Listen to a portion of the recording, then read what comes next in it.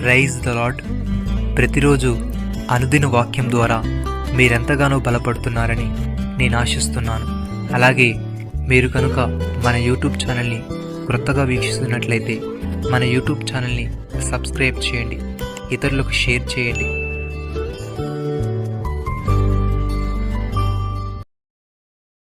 శక్తి చేతనైనను బలము చేతనైనను కాక నా ఆత్మ చేతనే ఇది జరుగునని సైన్యములకు అధిపతియగు యెహోవా సెలవిచ్చుచున్నాడు. జెకర్యా గ్రంథము 4వ అధ్యాయము 6వ వచనము.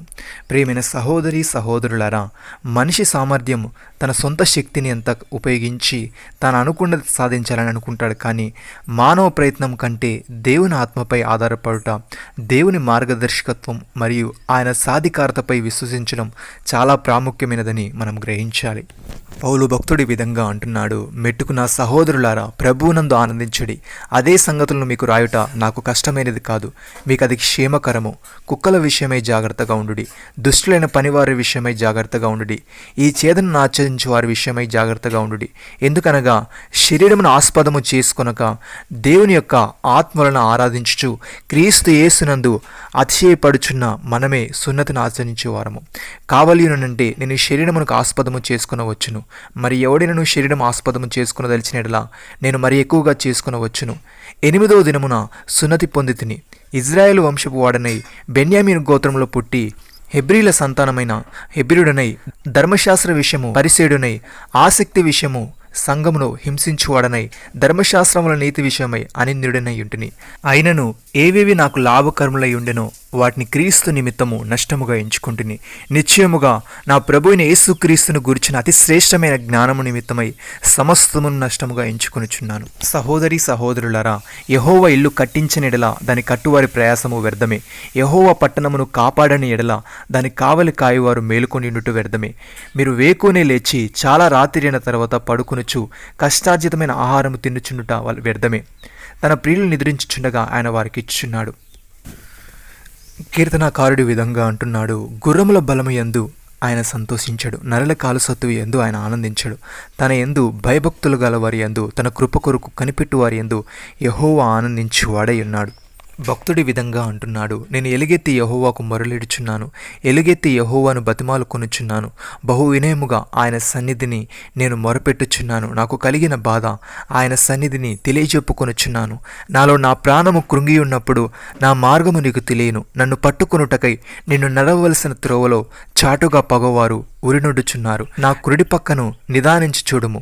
నన్నెరిగిన వాడు ఒక్కడునూ నాకు లేకపోయెను, ఆశ్రయమేదియు నాకు దొరకలేదు. నా ఎడల జాలిపడువాడు ఒక్కడునూ లేడు. యెహోవా, నీకే నేను మొరపెట్టుచున్నాను. నా ఆశ్రయదుర్గము నీవే, సజీవులున్న భూమి మీద నా స్వాస్యము నీవే అని నేను అనుకుంటుని. నేను చాలా కృంగి ఉన్నాను, నా మొరకు చెవియొగ్గుము.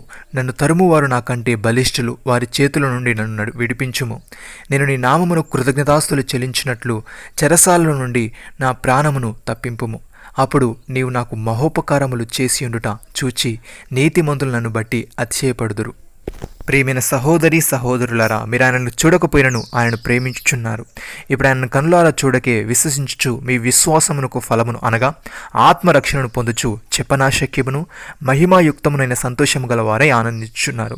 మీకు కలుగు ఆ కృపను గూర్చి ప్రవచించిన ప్రవక్తలు ఈ రక్షణను గూర్చి పరిశీలించుచు తమ యందున్న క్రీస్తు విషయములైన శ్రమల గూర్చి వాటి తర్వాత కలుగుబో మహిమల గూర్చి ముందుగా సాక్ష్యం ఇచ్చినప్పుడు ఆ ఆత్మ ఏ కాలమును ఎట్టి కాలమును సూచించు వచ్చిన దాన్ని విచారించి పరిశోధించిరి.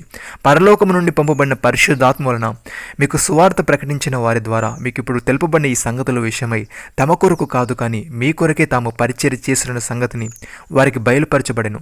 దేవదూతలు ఈ కార్యములు తొంగి చూడగోరుచున్నారు. కాబట్టి మీ మనసును నడుము కట్టుకొని నిబ్బరమైన బుద్ధి గల వారే యేసుక్రీస్తు ప్రత్యక్షమైనప్పుడు మీకు తేబడి కృప విషయమై సంపూర్ణ నిరీక్షణ కలిగి ఉండుడి.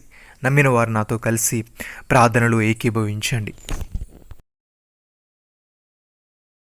మమ్మల్ని మికిలిగా ప్రేమిస్తున్న మా ప్రియ పరలోకపు తండ్రి, మీరు మాకిచ్చిన ఈ వాగ్దానాన్ని బట్టి మీకు స్తోత్రములు. దేవా, మేము మా సొంత శక్తిపై ఆధారపడక నీ యందు విశ్వాసం ఉంచి నీ కృప కొరకు కనిపెట్టుకునే వారముగా ఉండుటకు సహాయం దయచేయమని, దుష్టులైన పనివారి విషయమై జాగ్రత్తగా ఉంటూ నేను గూర్చి అతి శ్రేష్టమైన జ్ఞానం నిమిత్తమై సమస్తమును నష్టపరుచుకునే వారముగా ఉండుటకు కృప చూపమని, మా మనస్సును నడుము కట్టుకుని నిబ్బరమైన బుద్ధి గల వారమై నీవు ప్రత్యక్షమైనప్పుడు మాకు తేబడు కృప విషయమై సంపూర్ణ నిరీక్షణ కలిగి ఉండే ఆత్మీయత మాలో ప్రతి ఒక్కరికి మీరే దయచేయమని, మీరు మాకు ఇచ్చిన ఈ గొప్ప రక్షణ భాగ్యమును బట్టి మీకు వందనాలు చెల్లిస్తూ ప్రభువైన యేసు క్రీస్తు నామంలో ప్రార్థిస్తున్నాము తండ్రి.